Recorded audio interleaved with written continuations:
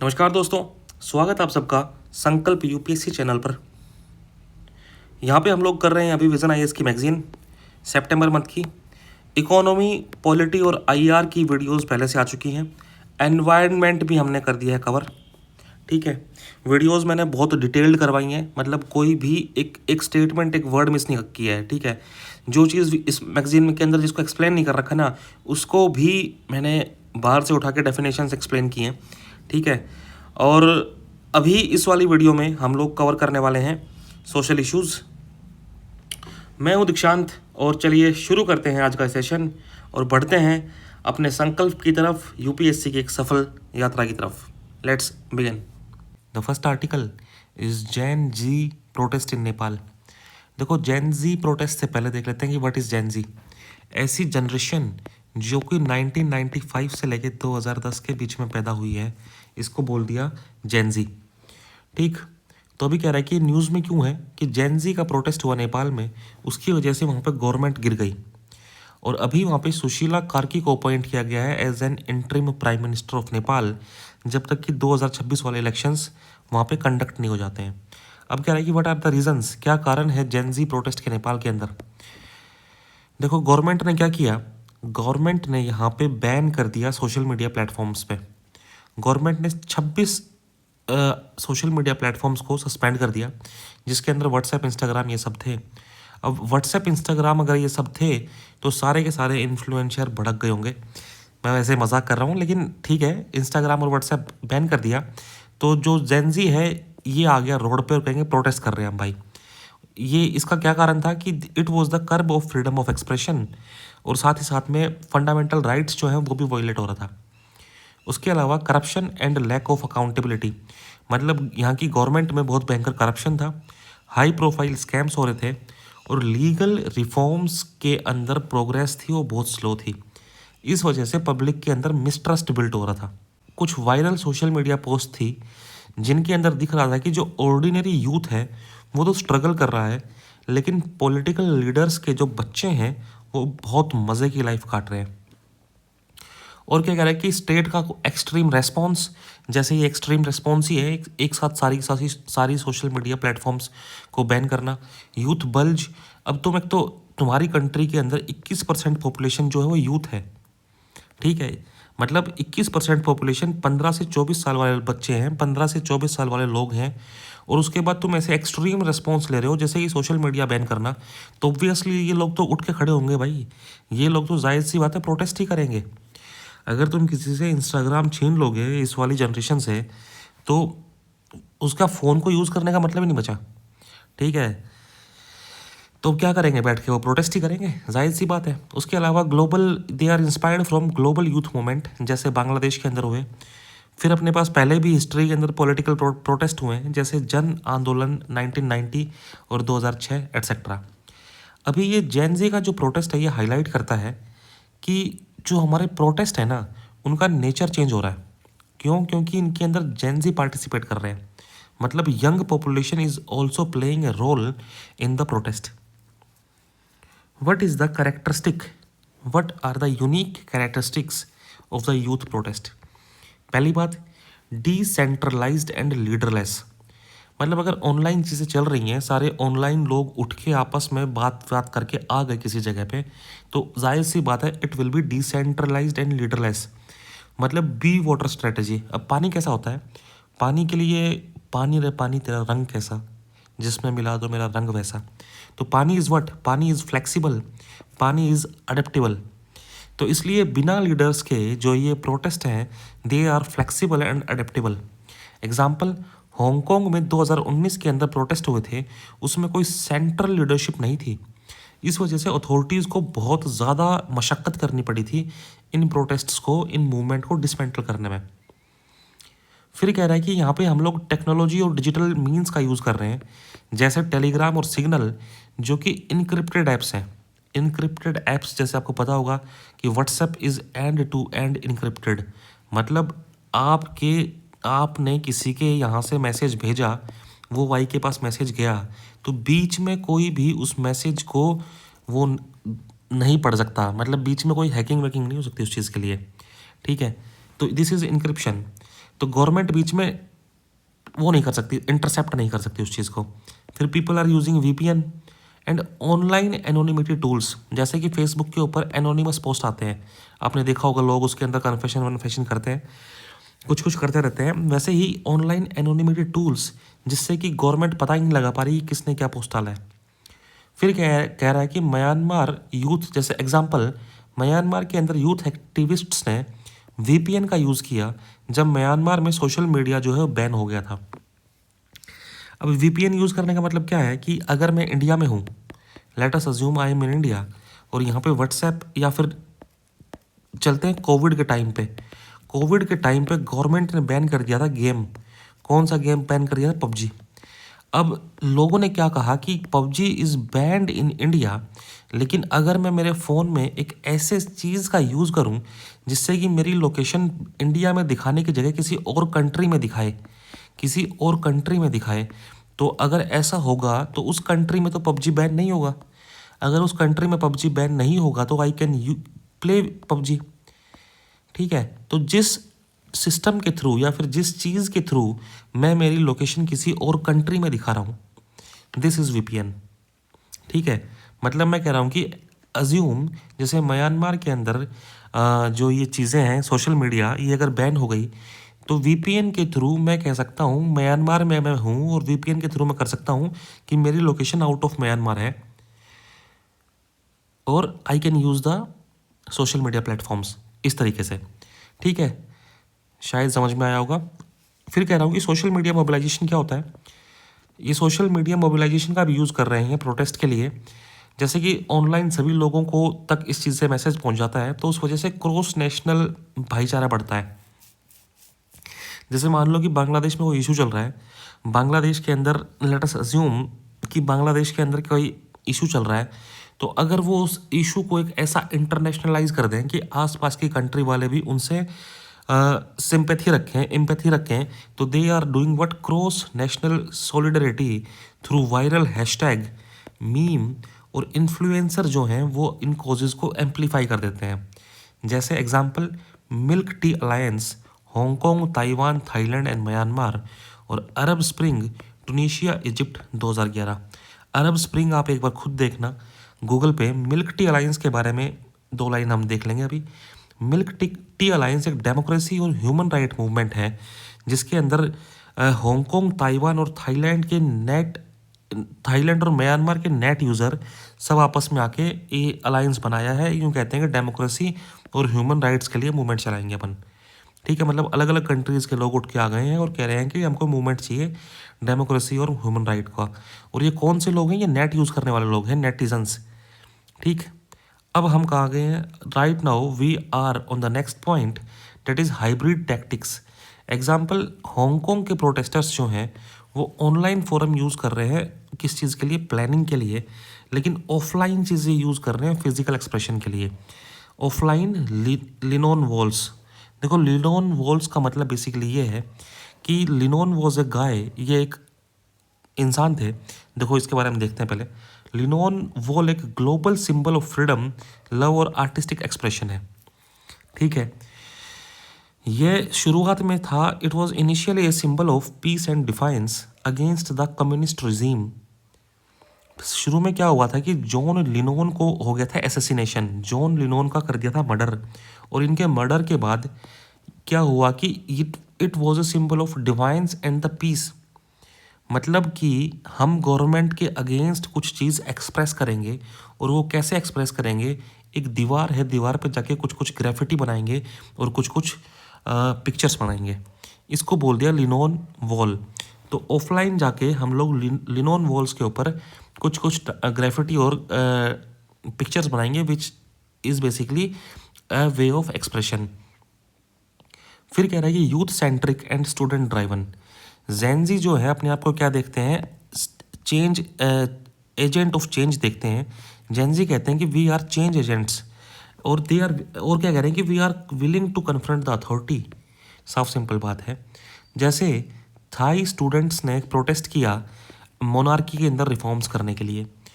ठीक, फिर कहता है कि इंटरसेक्शनल इश्यूज़, जैसे Fridays for future for climate change.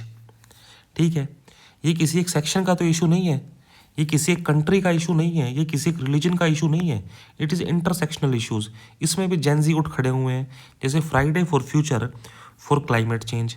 इसी तरह ईरानियन की जेंजी वुमेन जो हैं, they are leading a protest जिसका नाम है women life and freedom. It is also an intersectional issue. फिर कह रहा है कि अनकन्वेंशनल सिम्बॉलिक प्रोटेस्ट स्टाइल। इनका जेंजी का तरीका ही अलग है यार। किस चीज़ का? प्रोटेस्ट का। कि मतलब हम लोग इंटरनेशनल सॉन्ग्स यूज़ करेंगे, आर्ट यूज़ करेंगे, साइलेंट प्रोटेस्ट, चुप होके बैठ जाएंगे। ठीक है, blank placards. What are the placards? जो कि ऐसे करके कागज़ होते हैं ना, इनके ऊपर लिखा होता है जिंदाबाद जिंदाबाद ऐसे करके, और ये लोग इसको हाथ में पकड़ के रेडियो में चलते हैं, तो इसको बोलते हैं प्लाकार्ड। तो अगर ये इस पर कुछ नहीं लिखा तो ब्लैंक प्लाकार्ड का मतलब ये है कि हमारी मर्जी इस पर कुछ लिखे या ना लिखें। तो this is basically A way of expressing protest.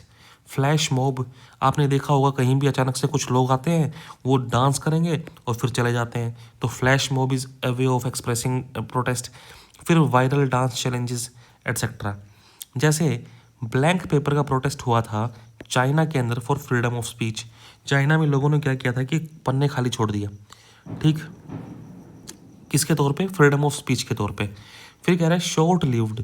ये जो मूवमेंट होते हैं ये शॉर्ट लिव्ड होते हैं, लेकिन इनका इम्पैक्ट बहुत ज़्यादा होता है। जैसे श्रीलंका के अंदर Aragalaya movement was a for short duration. फिर कह रहा है कि role of youth in civilian protest. इससे पहले भी मतलब प्रोटेस्ट हुए हैं, अपने आज़ादी से पहले, आज़ादी के बाद, ठीक है, संसार के अंदर अलग अलग जगह प्रोटेस्ट हुए हैं। तो उसके अंदर यूथ का रोल क्या रहा है? जैसे डीकोलोनाइजेशन मूवमेंट। डीकोलोनाइजेशन मूवमेंट मतलब भारत से हमने अंग्रेज़ यहाँ से भगाए। उस टाइम यहाँ पे कांग्रेस के अंदर यूथ विंग्स हुआ करती, जिन्होंने पीसफुल मूवमेंट किया। इसी के साथ साथ रिवोल्यूशनरी ग्रुप्स भी हुआ करते, जैसे अनुशीलन समिति, युगंतर, जिन्होंने आर्म्ड रेजिस्टेंस भी किया। जब आप स्पेक्ट्रम पढ़ोगे तो उसके अंदर ये आएगा कि अनुशीलन समिति के अंदर कौन था, युगंतर ग्रुप के अंदर कौन था, HSRA के अंदर कौन था, HRA के अंदर कौन था। ठीक है, ये सब चीज़ें आएंगी। फिर कह रहा है कि सिविल राइट्स एक्टिविज्म। US के सिविल राइट्स मूवमेंट हुए, वियतनाम के अंदर वॉर प्रोटेस्ट्स हुए, और these were led by the students. ये हाईलाइट करता है कि students are against the authoritarianism, war and social inequality. फिर कह रहा है कि डेमोक्रेटिक राइट्स के लिए भी जो है स्टूडेंट्स खड़े हुए हैं। जैसे स्टूडेंट्स के प्रोटेस्ट हुए बेलारूस के अंदर against electoral fraud and authoritarian crackdown. फिर ये कह रहा है कि इंडिया के अंदर 2011 में द मेन इनके अंदर जो थे was the Arvind Kejriwal ji and Kumar Vishwas ji and Anna Hazare जी। तो इंडिया अगेंस्ट करप्शन मूवमेंट के अंदर ये सब लोग थे, और इन सब के एफर्ट के साथ इंडिया के अंदर आया लोकपाल बिल, मतलब लोकपाल जो है, लोकपाल एक्ट आया था। फिर कह रहा है कि वे फॉरवर्ड हमको और क्या करना चाहिए? हमको अगर यूथ को बैठाना है, यूथ को शांत रखना है, यूथ प्रोटेस्ट ना करे, तो हमको क्या करना चाहिए? जेंजी भड़के ना, तो हमको क्या करना चाहिए? हमको करना चाहिए कि यूथ सेंटर्ड इकोनॉमिक पॉलिसी लेके आनी चाहिए। ठीक है, ऐसी पॉलिसी जिससे एंटरप्रेन्योरशिप बढ़े, जिससे वोकेशनल ट्रेनिंग बढ़े, जिससे स्किल डेवलपमेंट बढ़े। मतलब यूथ बेसिकली इंगेज्ड रहे। यूथ के से चीज़ें मत छीनो, अगर यूथ से चीज़ें छीनोगे तो वो भड़क जाएगा। एग्जाम्पल, जैसे कि मेडलिन कोलंबिया के अंदर लाइब्रेरी पार्क्स बना रखे हैं, मतलब पार्क के अंदर लाइब्रेरी बना रखी है। ठीक है, जैसे कि या फिर लाइब्रेरी के बाहर पार्क है। ठीक है, तो ये सब। इसी तरह अपने पास रूटा एंड इनोवेशन हब है। इन चीज़ों से क्या हो रहा है कि जो यूथ है ना, क्या तो इनोवेशन में लग गया या फिर लाइब्रेरी में जाने लग गया, तो इस वजह से जो यूथ है ना वो क्राइम के अंदर कम पड़ रहा है। ठीक, फिर कह रहा हूँ कि मैं यूथ को आप इंगेज करो पॉलिसी मेकिंग के अंदर। अगर गवर्नमेंट कोई पॉलिसी बना रही है तो भाई वो पूछ लो यूथ से, हेलो, हाँ hello youth, is it okay? तो मतलब क्या हुआ कि हमको पार्टिसिपेशन चाहिए यूथ का, ताकि यूथ का जो मन के अंदर चीज़ें चल रही हैं वो चैनलाइज हो सकें। ठीक है, उनकी एस्पिरेशंस जो है वो कंस्ट्रक्टिवली देखी जा सके गवर्नमेंट की कैसे पॉलिसी बना रही है। फिर यूथ अगर पॉलिसी के अंदर इन्वॉल्व रहेगा तो उनका एलियनेशन नहीं होएगा, इस वजह से सोशल कोहेशन आएगा और स्टेबिलिटी आएगी। फिर मैं कह रहा हूँ कि ब्रॉडनिंग अर्बन रेजिलियंस। जैसे केप टाउन के अंदर एक रेजिलियंस स्ट्रेटेजी है कि अगर केप टाउन के अंदर कोई इशू आ जाता है तो वो सारा पूरा केप टाउन के अंदर सिस्टम ऐसा बना रखा है कि केप टाउन उन इश्यूज़ को आराम से झेल पाए। तो ऐसी स्ट्रेटेजी के अंदर इन्होंने यूथ को इंटीग्रेट कर रखा है। ठीक है, ताकि और यूथ को किस में इंटीग्रेट कर रखा है? They are integrating youth through the community safety programmes, civic participation platforms in poorer neighbourhoods. मतलब तुम कम्युनिटी प्रोग्राम्स के अंदर यूथ को पार्टिसिपेट कर लो, सिविक पार्टिसिपेशन में यूथ को की पार्टिसिपेट करे यार। तुमको पता होना चाहिए यूथ लोग्स कि हाँ भाई सोसाइटी में क्या चल रहा है। तो इस वजह से अगर उनको पता होगा कि क्या चल रहा है सोसाइटी में, तो चीज़ें उनके हिसाब से होंगी। ठीक है, they will be part of the society. ठीक है, सोशल कोहेशन बढ़ेगा, स्टेबिलिटी आएगी। रेस्पॉन्सिव गवर्नेंस चाहिए हमको, मतलब डिजिटल प्लेटफॉर्म्स को यूज़ करेंगे। और डिजिटल प्लेटफॉर्म्स रेस्पॉन्सिव गवर्नेंस मतलब अगर देर इज़ सम इशू जो कि यूथ को परेशान कर रहा है, जो कि जेनजी को परेशान कर रहा है, तो ऐसी गवर्नेंस करो कि वो गवर्नेंस उसको लेकर रिस्पॉन्ड कर सके। अब रिस्पॉन्ड कैसे करेगी? जब तक यूथ बताएगा नहीं तब तक। अब यूथ कैसे बताएगा गवर्नमेंट को मेरे को क्या इशू है? तो यूथ को हम लोग इंटीग्रेट करेंगे through the media, social media. ठीक है, सोशल मीडिया पे डायलॉग हो सकता है, grievance redressal and policy outreach while countering miss information and enabling civic engagement.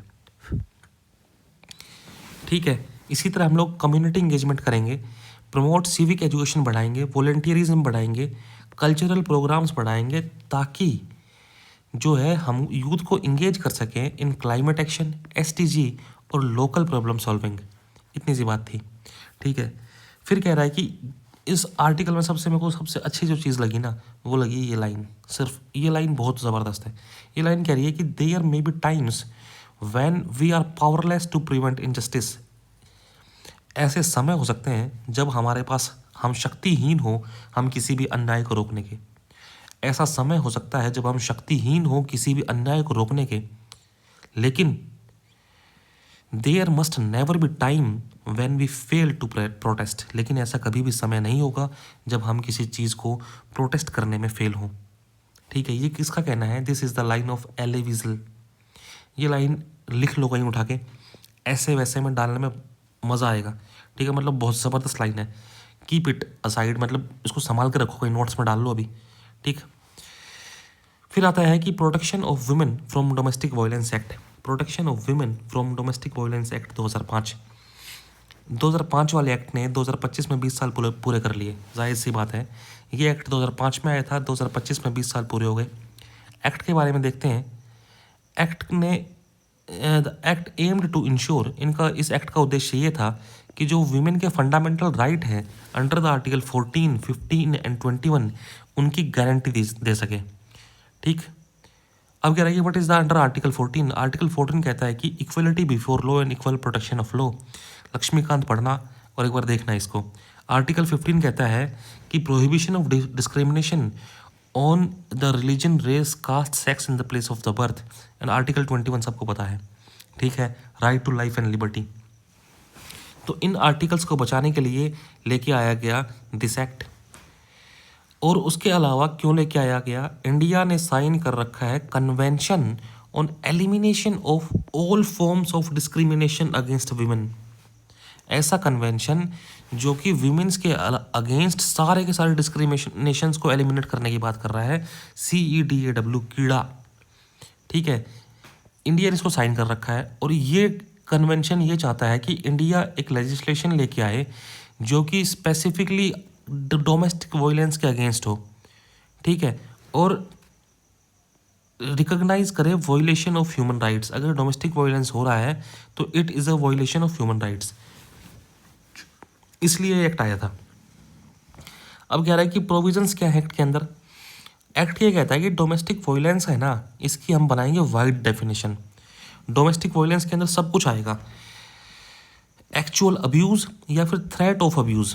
अगर आप किसी को सच्ची में अब्यूज़ कर रहे हो, अब्यूज़ कैसे कर, physical abuse, sexual abuse, emotional abuse, verbal abuse या फिर इकोनॉमिक अब्यूज़। ठीक है, ये सब टाइप की अब्यूज़। या फिर थ्रेट दे रहे हो अब्यूज़ की कि भाई मैं फिजिकल अब्यूज़ किया जाएगा, इस चीज़ का थ्रेट दिया, सेक्सुअल अब्यूज़ किया जाएगा, इस तरह चीज़ का थ्रेट दिया, इन चीज़ों का थ्रेट दिया। तो ये थ्रेट और एक्चुअल अब्यूज़ दोनों को इंक्लूड कर रहा है। ठीक है, harassment by way of unlawful dowry demand to women victim और relatives also constitute to domestic violence. अगर कोई विमेन विक्टिम को उसके रिलेटिव्स जो हैं परेशान कर रहे हैं कि मुझे दहेज दो, मुझे दहेज दो, तो इस टाइप से कोई हरेस कर रहा है तो वो भी डोमेस्टिक वायलेंस के अंडर आता है। ठीक है। तो अब कह रहा है कि ये जो चीज़ है ये सारी की सारी वुमेन्स पे अप्लाई है, चाहे that woman is in marriage, शादी करके रह रही है, लिव इन रिलेशनशिप्स में रह रही है, फैमिलियल टाइज के थ्रू रह रहे हैं, या फिर शेयर्ड हाउस होल्ड में रह रहे हैं, हर सिचुएशन के अंदर it is applicable to women. Rights क्या है वुमेन के? अगर वुमेन के राइट क्या है? Reside in a shared household irrespective of the ownership. मतलब let us assume example, you are married to a women, लेकिन जिस घर में तुम रह रहे हो वो घर तुम्हारा नहीं है, but it is home of your relatives, आपके रिश्तेदारों का घर है। तो ये क्या हो गया? शेयर्ड हाउस होल्ड हो गया। ठीक है, मतलब you are guy X and you are living with a woman and you are, मतलब ये आपकी वाइफ हैं and you both are living in your father's house, तो ये शेयर्ड हाउस होल्ड हो गया। तो यहाँ पे भी रहने का अधिकार है विमेन को। ठीक है, provides temporary custody of child, बालक की जो कस्टडी है वो वुमेन के पास जाएगी। ठीक, relief include protection orders, women को कैसे कैसे रिलीफ दिया जाएगा? प्रोटेक्शन ऑर्डर्स जो कि कहेगा कि डोमेस्टिक वायलेंस ना करो भाई। मॉनेटरी ऑर्डर्स, मतलब खुद को, उस वुमेन को खुद को मेंटेन करने के लिए और बच्चे को मेंटेन करने के लिए पैसे का प्रबंध किया जाए। कंपनसेशन ऑर्डर्स, मतलब जो भी चीज़ डैमेज हुई है उस चीज़ का कंपनसेशन वुमेन को दिया जाए। ये सारा कौन देगा? ये सारा का सारा वो आदमी देगा जो डोमेस्टिक वायलेंस कर रहा था। फिर कह रहा है इंस्टीट्यूशनल फ्रेमवर्क, ये इंस्टीट्यूशन कैसे काम करता है डोमेस्टिक वायलेंस वाला? हमारे पास यहाँ पे प्रोटेक्शन ऑफिसर्स हैं, हमारे पास यहाँ पे प्रोटेक्शन ऑफिसर्स हैं जिनका काम है विक्टिम्स को असिस्ट करना, कोऑर्डिनेट करना, उनको सपोर्ट करना, विक्टिम को लीगल एड प्रोवाइड करना, और यह इंश्योर करे कि ये वाले जो ऑर्डर्स हैं ये इन्फोर्स हो रहे हैं कि नहीं हो रहे। उसके अलावा प्रोटेक्शन ऑफिसर्स जो हैं वो रिपोर्ट करेंगे डोमेस्टिक वायलेंस केसेस को मजिस्ट्रेट के पास। ठीक है, और मजिस्ट्रेट को असिस्ट करेंगे उसके मजिस्ट्रेट के फंक्शंस को डिस्चार्ज करने में। ठीक है, फिर कह रहा है कि सर्विस प्रोवाइडर्स, सर्विस कौन प्रोवाइड करेगा? इस एक्ट के तहत एनजीओ और गवर्नमेंट एजेंसीज जो हैं वो वुमेन को काउंसलिंग देंगी, शेल्टर देंगी, मेडिकल असिस्टेंस देंगी और लीगल हेल्प देंगी। ठीक, फिर गवर्नमेंट की ड्यूटी ये है कि गवर्नमेंट अवेयरनेस फैलाए, ट्रेनिंग दे और कोऑर्डिनेशन करे against the all the stakeholders. Procedure and enforcement, मतलब इस एक्ट के तहत क्या इसका प्रोसीजर है और इसको कैसे इन्फोर्स किया जाएगा? पहली बात, अगर एक वुमेन विक्टिम है तो उसको इमीडिएट सिविल रेमेडीज़ मिलेंगी 60 दिन के अंदर अंदर। ठीक है, वुमेन विक्टिम को इमीडिएट सिविल रेमेडीज़ मिलेंगी 60 दिन के अंदर अंदर। फिर कह रहा है कि जो विमेन है ना, उसने एक बार बोल दिया ना, क्या कहते हैं कि भाई ये इशू हो रहा है मेरे साथ, तो उसको मान लिया जाएगा टेस्टिमनी। ठीक है, एग्रीव्ड वुमेन ने एक बार बोल दिया तो इसका मतलब यह है कि एग्रीव्ड वुमेन के ऊपर इस चीज़ का भार नहीं है कि वो चीज़ आके कोर्ट में प्रूव करे कि मेरे साथ घर पे पिटाई हो रही है, मेरे साथ घर पे डोमेस्टिक वायलेंस हो रहा है। ठीक है, तो मतलब easing the burden on the victim, victim के ऊपर बर्डन नहीं है इस चीज़ का कि आपको जाके प्रूव करना पड़ेगा कि मेरे साथ डोमेस्टिक वायलेंस कर रहा है, इस चीज़ का बर्डन नहीं है उस पर। फिर कह रहा है कि अगर ऐसा कोई करता है, अगर ऐसा कोई करता है तो breach of court order, court के ऑर्डर ना मानने पे ऑर्डर्स पनिशेबल विद इम्प्रिजनमेंट या फाइन। ठीक है, क्या ये चीज़, क्या ये एक्ट सक्सेसफुल रहा? इस चीज़ के बारे में देख लेते हैं अपन।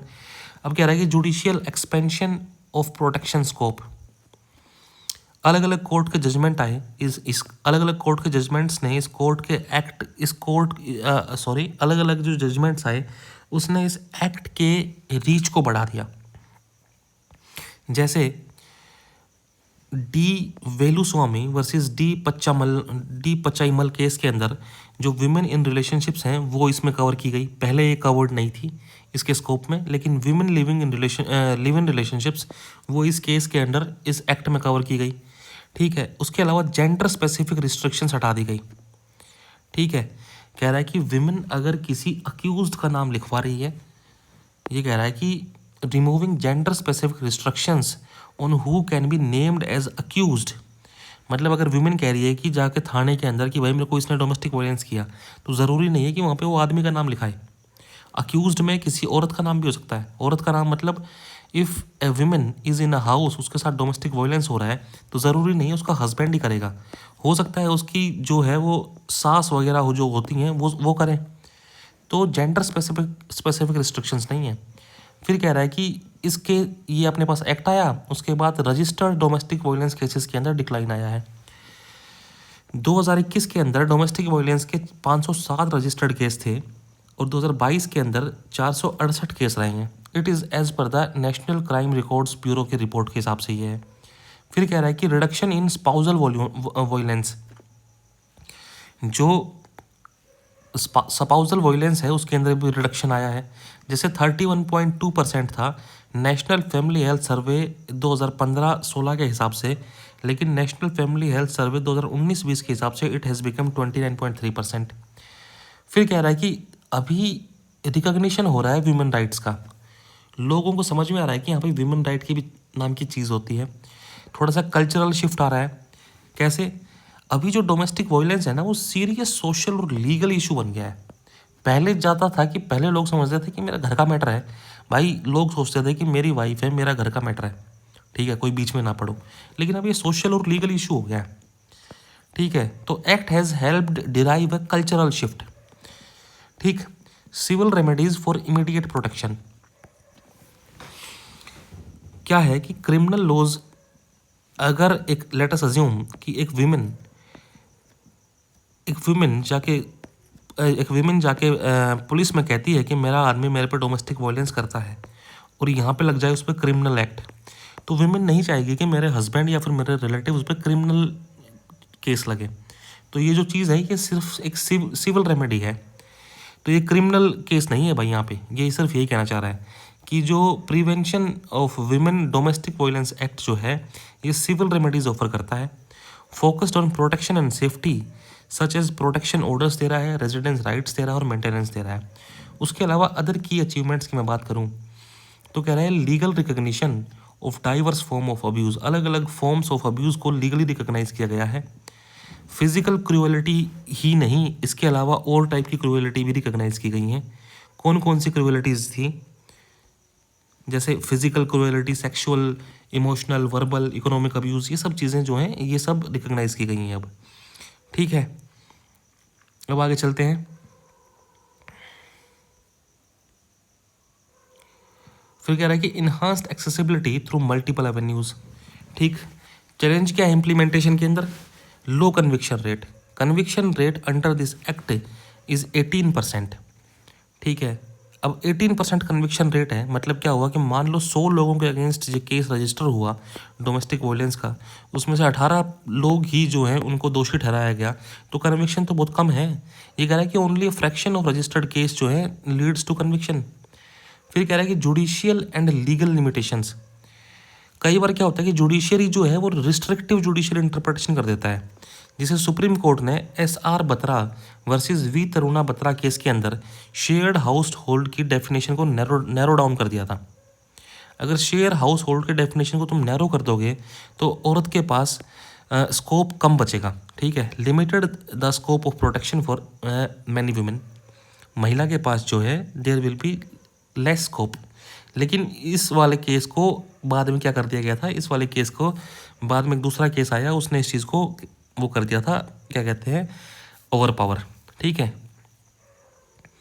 फिर कह रहा है कि challenges in evidence and proof where lack of concrete evidence and documentation make enforce difficult, ठीक। फिर कह रहा है सोशल और कल्चरल बैरियर्स, क्या कह रहा है कि हमारे पास डीप रूटेड पैट्रियार्कल माइंडसेट है जो कि डोमेस्टिक वायलेंस को नॉर्मलाइज करता है, ठीक। और कहता है कि जो ये तो हमारा प्राइवेट मैटर है, ठीक है। और अगर ऐसा है कि लोगों को लगता है कि इस वजह से डाइवोर्स और सेपरेशन हो सकता है, डिस्करेज, और इस वजह से विमेन जो है वो यूँ कहती है कि यार क्या करूँगी, बदनामी होगी, सब चीज़ की वजह से डाइवोर्स हो जाएगा, चलने देते हैं ऐसे ही, ठीक। High incidence of domestic violence despite legal safeguards, क्या कह रहा है कि क्रूएलिटी बाय हस्बैंड और his relative accounted for 31.4% of all crime against women in 2022। Husband के द्वारा क्रूएलिटी या फिर हस्बैंड के रिलेटिव्स के द्वारा क्रूएलिटी वुमेन के अगेंस्ट सारे क्राइम्स में से 31.4% क्राइम जो है वो ये है। और चैलेंज क्या है, जो प्रोटेक्शन ऑफिसर्स हैं उनके पास उतनी बढ़िया ट्रेनिंग नहीं है, वो अंडर स्टाफ्ड हैं, इस वजह से इफेक्टिव असिस्टेंस नहीं मिल पा रहा। फिर कह रहा है कि limited availability of shelter homes and service provider, rural areas के अंदर जो शेल्टर होम्स और सर्विस प्रोवाइडर नहीं है जहाँ पे वुमेन जाके स्टे कर सके। ठीक है, पुलिस ऑफिसर्स भी इन केसेस को इनसेंसिटिवली हैंडल करते हैं यार। फिर कह रहा है कि जेंडर स्पेसिफिक अप्रोच है, इस वजह से बहुत से मेल विक्टिम जो हैं वो एक्सक्लूड हो जाते हैं। कहने का मतलब क्या हुआ कि ऐसा नहीं है कि विमेन के साथ ही डोमेस्टिक वायलेंस हो रहा है, हो सकता है कि बहुत बार मेल के साथ डोमेस्टिक वायलेंस हो रहा हो। तो ये जो एक्ट है इसकी जेंडर स्पेसिफिक अप्रोच है, आदमी को तो बचा ही नहीं रहा है, it is only targeting on महिला। तो this is the thing it is trying to say. और इंडियन गवर्नमेंट ने क्या क्या चीज़ें और की हैं डोमेस्टिक वायलेंस को टैकल करने के लिए। कह रहा है कि वन स्टॉप सेंटर,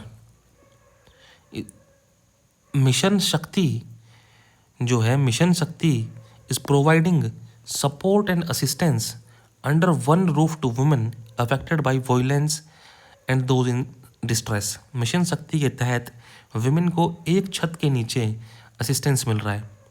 फिर कह रहा है कि इमरजेंसी रेस्पॉन्स सपोर्ट सिस्टम, मतलब ये कहा गया कि फ़ोन उठाओ, फ़ोन में 112 नंबर डायल करो, आपको रेस्पॉन्स मिलेगा, सपोर्ट मिलेगी, इमरजेंसी बिल्कुल तत्काल प्रभाव से आपको सपोर्ट मिलेगी। ठीक है, इसके तो बार बार ऐड आती है हर जगह कि डायल 112। ठीक है, तो ये अलग अलग स्टेट्स और यूटीज़ ने इस्टेब्लिश कर दिया है कि हाँ इमरजेंसी के अंदर आप इस नंबर पर डायल करो, तो आपको एक कंप्यूटर एडेड सिस्टम के थ्रू पुलिस रिसोर्स और फील्ड रिसोर्सेज जो आपके लिए डिस्पैच कर दिए जाएंगे आपकी मदद के लिए। फिर कह रहा है कि we have a Nirbhaya fund. Nirbhaya fund is under bureau of the police research and development. इस फंड का उद्देश्य ये है कि ट्रेनिंग और स्किल डेवलपमेंट प्रोग्राम्स चलाए जाएं इन्वेस्टिगेटिंग ऑफिसर्स के लिए, प्रोसिक्यूशन ऑफिसर्स के लिए और मेडिकल ऑफिसर्स के लिए।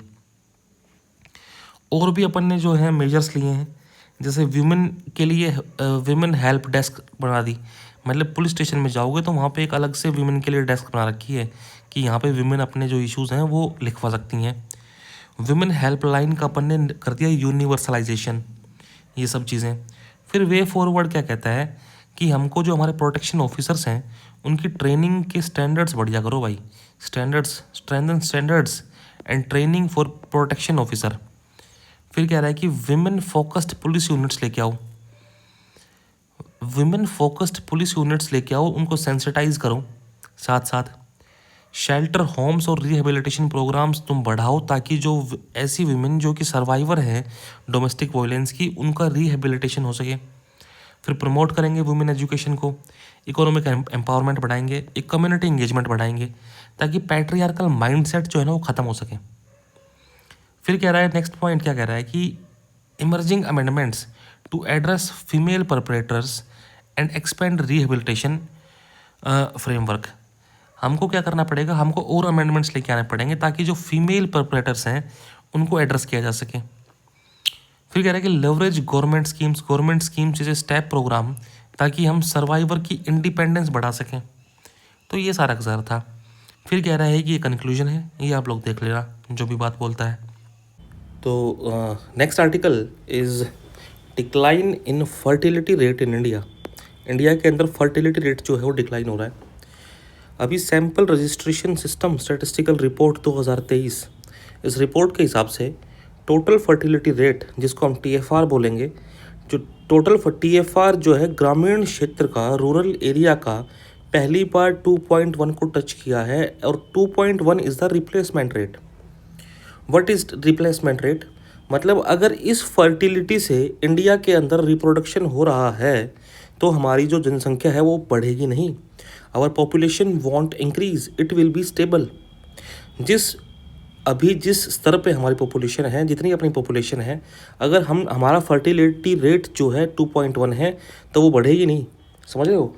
मतलब अगर पहले 100 लोग थे कंट्री के अंदर और वो 2.1 TFR से रिप्रोड्यूस कर रहे हैं, तो ये 100 लोग अगले 100 लोगों को जन्म दे के इनको रिप्लेस कर देंगे। मतलब ठीक है, समझ में आ रहा है? फिर कह रहा है कि की highlights of the report. TFR का मतलब क्या है? TFR का मतलब ये है कि अपने रिप्रोडक्टिव लाइफ के अंदर एक विमेन जो average number of children bear करती है वो है TFR। TFR indicates average number of children a woman would have अपनी रिप्रोडक्टिव लाइफ के दौरान। हमारा नेशनल टीएफआर जो है इंडिया का 2023 में 1.9 है। 18 स्टेट और यूटीज़ ने यह रिपोर्ट किया है कि उनका जो टीएफआर है वो रिप्लेसमेंट रेट यानी 2.1 से कम आ गया है। रूरल वर्सेस अर्बन की मैं बात करूं तो रूरल एरियाज़ में टीएफआर जैसा हमने देखा अभी 2.1 टच किया है पहली बार। अर्बन एरियाज़ में टीएफआर जो है वो 1.5 है। ये पहली बार हुआ है कि रूरल इंडिया में टीएफआर रिप्लेसमेंट रेट को टच किया है। दोबारा वही लाइन दे रखी है।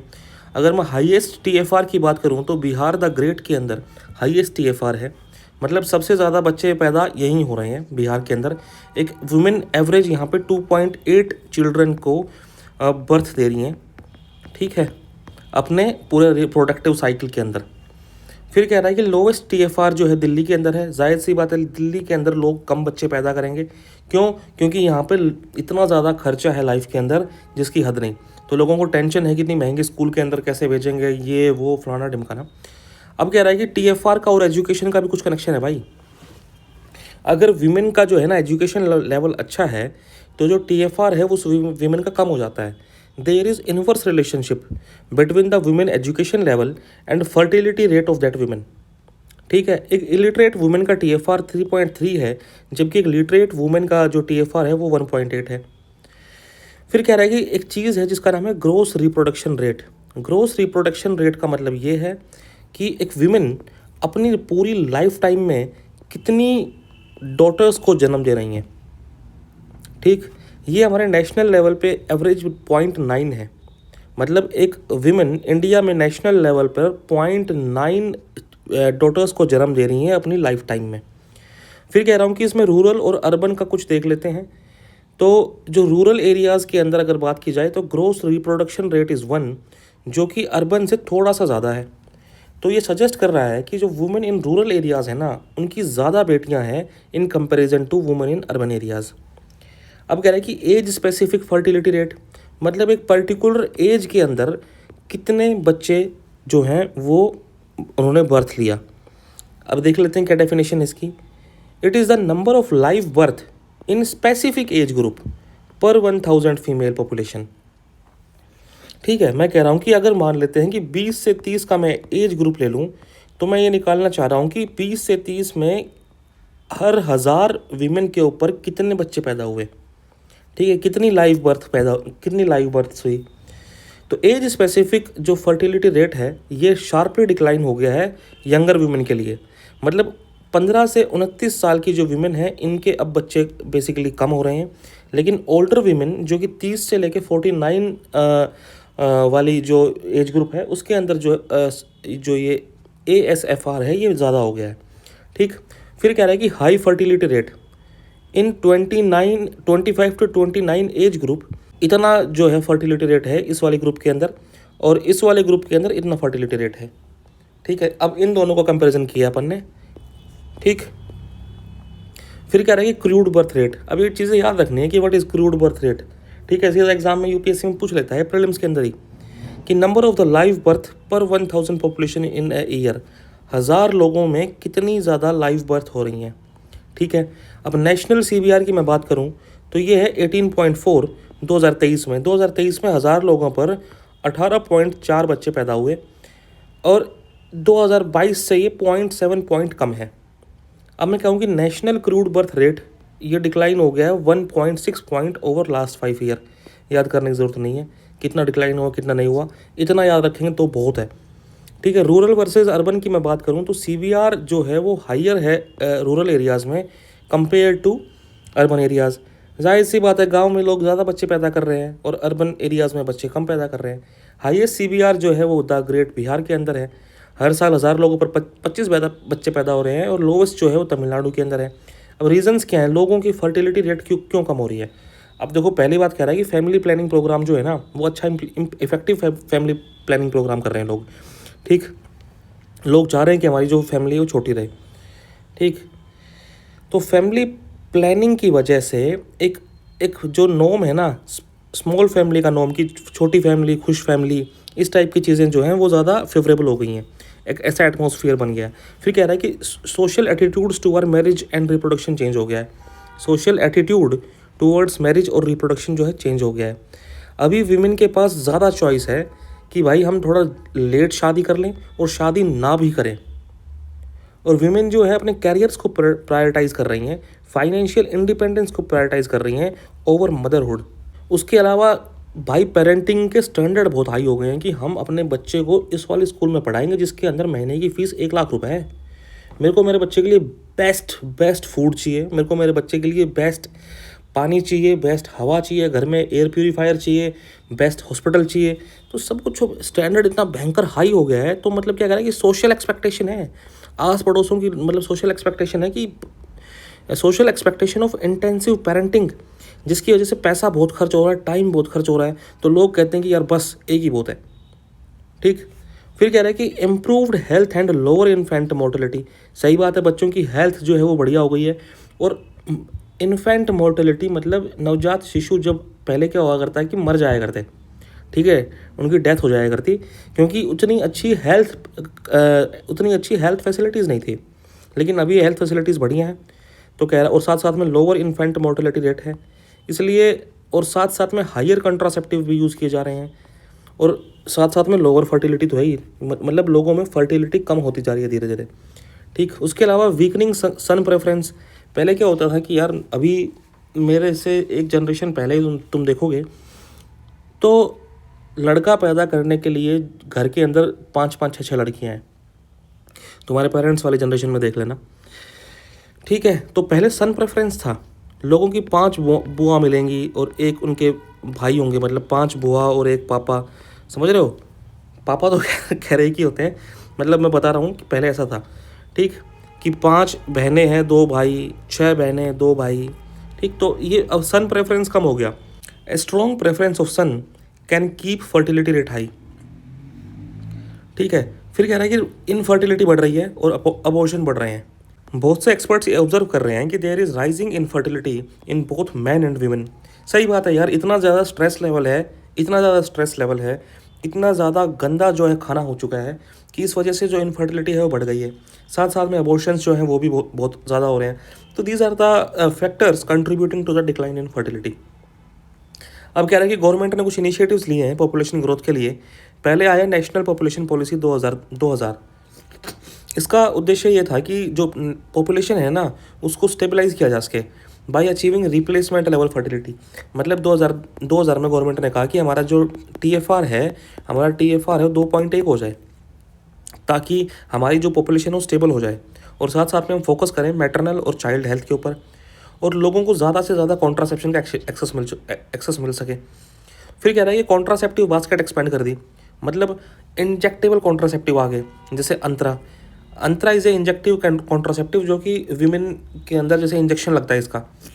ठीक है। फिर आता है अपने पास Chhaya, it is also a contraceptive method, tablet आती है इसकी। साथ साथ में there are the condoms, pills, IUCD, sterilisation to give people more choice. ठीक है। उसके अलावा आया मिशन परिवार विकास, परिवार के विकास के लिए मिशन लेके आते हैं। तो ये कह रहा है कि 7 high fertility and north eastern states के ऊपर फोकस करेंगे भाई, ऐसी जगह जहाँ पे बहुत बच्चे पैदा हो रहे हैं, और नॉर्थ ईस्टर्न स्टेट्स पे हम फोकस करेंगे ताकि उनको समझ में आए कि फैमिली प्लानिंग कर लो यार। ठीक है। फिर कह रहा है कि इम्पैक्ट ऑफ डिक्लाइनिंग TFR अगर कम हो रहा है तो उसके कुछ पॉजिटिव इम्पैक्ट हैं, उसके कुछ नेगेटिव इम्पैक्ट हैं। एक एक करके देखते हैं।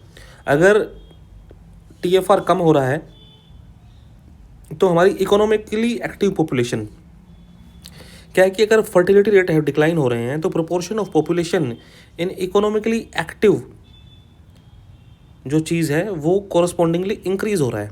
मैं कह रहा हूँ कि if people are reproducing more, इसका मतलब women are at home for longer times. ठीक है। Women are at home for longer times taking care of their children. और अगर बच्चे पैदा कम हो रहे हैं तो women will be more in the economically active population. इसकी वजह से अपने पास इकोनॉमिक ग्रोथ बढ़ेगी। फॉलिंग फर्टिलिटी रेट्स की वजह से इकोनॉमिक ग्रोथ बढ़ सकती है कि हायर वर्कफोर्स पार्टिसिपेशन रहेगा। अगर बच्चे कम होंगे तो लोग ज़्यादा सेविंग करेंगे, ज़्यादा इन्वेस्ट करेंगे और फिजिकल और ह्यूमन कैपिटल के अंदर। ठीक। फिर कह रहा है कि रिसोर्स रिड्यूस सोशल इनइक्वलिटीज़, इससे सोशल इनइक्वलिटीज़ कम हो जाएंगी। कैसे? पॉपुलेशन अगर ग्रोथ हमारी कम है तो हमको अपॉर्चुनिटी मिलेगी कि हम भाई देखो अगर लोग कम हैं अगर लोग कम है, मैं कह रहा हूँ कि मेरे पास 200 लोगों के लिए कुछ पब्लिक सर्विस है, लेकिन अभी मेरे पास 2000 लोग हैं, तो मैं ये 200 लोगों के लिए, तो इसका मतलब ये सर्विस जो कम पड़ रही है। अब मैं कह रहा हूँ कि चलो पॉपुलेशन जो है वो कम कर दो यार, पॉपुलेशन मेरे पास 200 कर दो, क्योंकि मेरे पास अब पब्लिक सर्विस 200 लोगों को देने के लिए है। तो इसका मतलब क्या हुआ कि सोशल इनइक्वालिटी कम हो जाएगी।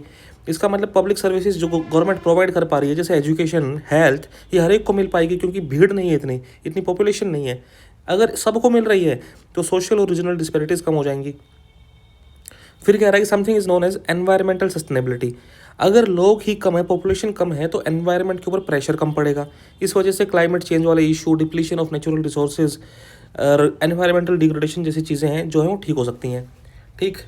अब कह रहा है कि negative impact. What is the negative impact?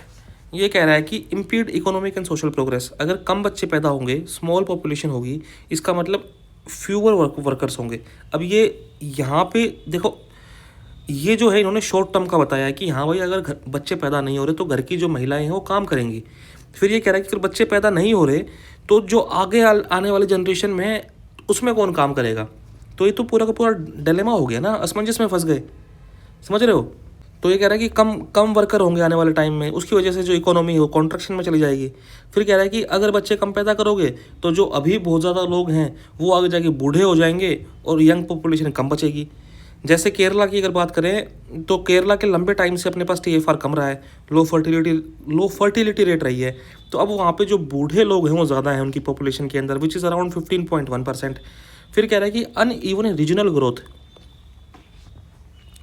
Fertility variations की वजह से रीजनल इनइक्वलिटीज़ आ सकती हैं, जो कि इफेक्ट करेगा रिप्रेजेंटेशन को। मतलब अगर मान लें कि नॉर्थ वाले जो स्टेट्स हैं जैसे यूपी, बिहार, मध्य प्रदेश वगैरह, इनके अंदर फर्टिलिटी बहुत ज़्यादा है, तो यहाँ पे लोग जो हैं बहुत ज़्यादा हैं, लेकिन साउथ इंडिया में लोग कम हैं। अब लोकसभा के अंदर जो ये जो मिसमैच हो जाएगा, इसके लिए सीट्स का एडजस्टमेंट करना पड़ेगा, समझ रहे हो। इसके लिए हमको डिलिमिटेशन कमीशन के पास जाना पड़ेगा, तो अनइवन रीजनल ग्रोथ हो जाएगा।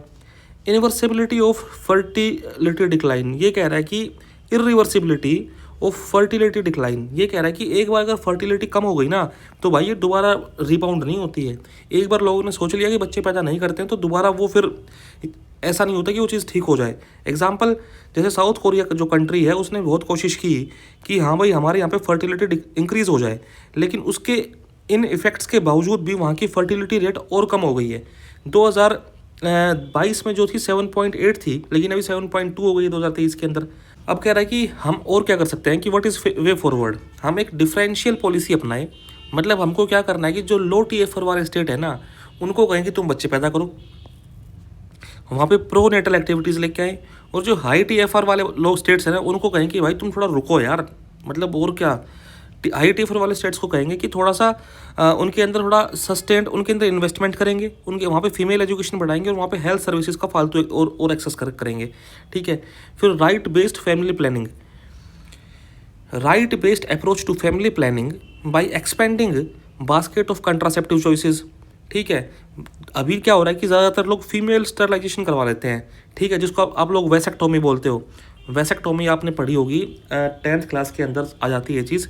तो अभी क्या है कि अभी फीमेल स्टरलाइजेशन ज़्यादा ट्रेंड में रहता है, लोग यही प्रेफर करते हैं। लेकिन हम लोग और भी तो चीज़ें बढ़ा सकते हैं कॉन्ट्रासेप्टिव के लिए, और चीज़ों का भी चूज़ कर सकते हैं। एजिंग पॉपुलेशन के लिए प्लान करते हैं भाई। एजिंग पॉपुलेशन के लिए हम उनको सोशल सिक्योरिटी दें, उनको पेंशन दें। ठीक है। उसके अलावा और क्या करेंगे हम सब्सिडाइज्ड चाइल्ड केयर देंगे। गवर्नमेंट कह रही है भाई तुमको ऐसा लग रहा है ना कि बच्चे पालना बड़ा मुश्किल है, लग रहा है ना, तो तुम बच्चे पैदा करो, मैं देखती हूँ क्या करना है इसका। तो हम सब्सिडाइज्ड चाइल्ड केयर देगी गवर्नमेंट। ठीक है। मतलब universal high quality subsidised crash child care facilities जैसे पालना स्कीम आई है। ठीक है। अब इससे क्या होगा, इससे जो सेमी अर्बन सेंटर, वो जो अर्बन और सेमी अर्बन सेंटर वाली वुमेन है वो आराम से अपना कैरियर परस्यू कर सकती हैं और बच्चे जो है पालना स्कीम के अंडर पल सकते हैं। फिर कह रहा है कि जेंडर न्यूट्रल पेरेंटल लीव। कह रहा है कि भाई अगर माँ ने बच्चे को जन्म दिया है, इसका मतलब ये नहीं है कि तुम फादर को छुट्टी नहीं दोगे। फादर को भी छुट्टी देने को मांगता है भाई। तुम्हें क्या लगता है कि जो माँ है वही बच्चे का ध्यान रख सकती हैं क्या? माँ ऑब्वियसली अच्छा रख सकती हैं, लेकिन पिताजी को भी छुट्टी दो यार, ताकि जो माँ है वो उसको कैरियर से अपना हाथ ना धोना पड़े, वो सारा का सारा बच्चे में ही ध्यान ना झोंक दे। ठीक है। मतलब encourage the use of paid parental leave for both parents ताकि हम लोग नॉर्मलाइज कर सकें कि जो केयर गिविंग है ना वो शेयर्ड है, माँ और बाप दोनों के दोनों केयर गिविंग करेंगे, ताकि मदर्स के जो कैरियर छूट जाते हैं वो कैरियर ना छूटे। फिर कह रहा है the next article is obesity and overweight, मोटापा और ज़्यादा वजन। यूनिसेफ 2025 की रिपोर्ट आई है, इन्होंने कहा कि पहली बार हुआ है, पहली बार ओबेसिटी अमंग चिल्ड्रन और एडोलेसेंट्स के अंदर ज़्यादा हो गई है अंडरवेट बच्चों से। मतलब जो है ज़्यादा, अगर मान लें X% लोगों के अंदर X% लोग जो है वो अंडरवेट हैं और Y% जो लोग हैं वो ओबीज़ हैं, तो ये कह रहा है कि पहली बार ऐसा हुआ है कि जो ओबीज़ वाली परसेंटेज है वो अंडरवेट से ज़्यादा हो गई है। ठीक है, और ये साफ साफ शो करता है कि भाई बच्चों का जो न्यूट्रिशन है ना वो ढंग से नहीं हो रहा। ये लोग क्या खा रहे हैं, ये कटाकट और ये चुरचुरे खा रहे हैं और कुछ नहीं खा रहे। ठीक है, की फाइंडिंग्स क्या है यूनिसेफ की, जो चिल्ड्रन और एडोलेसेंट हैं 9 से 15 साल वाले, देखो obesity among children and adolescent aged 9 to 15 surpassed that of underweight. मैंने क्या कहा कि 5 से 19 साल वाले बच्चों के अंदर 9.4% जो लोग हैं वो हैं ओबीज़, और ये इसके अंदर अंडरवेट है 9.2%। ठीक है, मैं क्या कहना चाह रहा हूँ कि अगर 100 बच्चे हैं, 100 में से 9.4 बच्चे तो ओबीज़ हैं और 9.2 बच्चे जो हैं वो अंडरवेट हैं, तो जाहिर सी बात है कि ओबीज़ वाले ज़्यादा हो गए। फिर क्या कह रहा है कि ओबेसिटी इस एज ग्रुप के अंदर ओबेसिटी जो है 2000 के बाद से 3 गुना हो गई है। मतलब पहले कितनी थी, 3 थी, अब 9.4 हो गई है। और अंडरवेट वाले जो लोग थे वो पहले थे 13%, अब 9.2 हो गए हैं। अब कह रहा है कि ग्लोबली अगर मैं अंडर 5 की बात करूं तो 5% बच्चे ओवरवेट हैं, और अगर मैं 5 से 19 साल की बात करूं तो 20% बच्चे जो हैं ओवरवेट हैं। ठीक है, और लो एंड मिडिल इनकम कंट्रीज़ ये जो हैं इनके अंदर बहुत भयंकर राइज हो रहा है ओवरवेट का, कि भाई लो और मिडिल इनकम कंट्रीज़ के में बच्चों में बहुत भयंकर मोटापा हो रहा है। ओबेसिटी रेट जो है ये ज़्यादा है अंडरवेट से in every region except sub Sahara Africa और साउथ एशिया। अब कह रहा है कि what are the causes of rising childhood obesity, बच्चे के अंदर मोटापे के बढ़ने के कारण क्या है। बच्चे भाई साहब खा रहे हैं unhealthy diet, ultra processed food, बहुत नमक, बहुत चीनी, अनहेल्दी फैट, एडिटिव्स, ये जो है चीज़ें खाई जा रही हैं। ठीक है, और इनको जो है कंपनियां एग्रेसिवली मार्केट भी कर रही हैं, तो बच्चे की जो डाइट है जाहिर सी बात उसको इन्फ्लुएंस करेगा ही करेगा। फिर कह रहा है कि something is known as economic factor, मतलब अल्ट्रा प्रोसेस्ड फूड्स जो हैं वो ज़्यादातर चीपर होते हैं देन द न्यूट्रिशियस और फ्रेश फूड, तो जाहिर सी बात है लोग खाएंगे इनको।